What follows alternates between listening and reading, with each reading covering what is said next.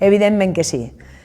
Fomenta la separació en origen i això és fonamental perquè siguem coneixedors dels residus que generem, de quins són reciclables i quins no, i evidentment de quins són necessaris i quins no. Quan som conscients d'això podem exercir d'altres pressions perquè les empreses no fabriquin productes amb embalatges innecessaris que al final no tenen res a veure amb la qualitat final del producte. A banda de que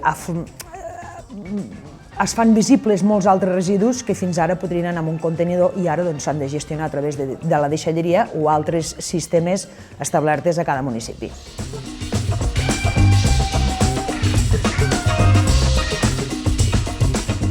Al meu parer, la recollida porta a porta és l'únic sistema d'alta eficiència.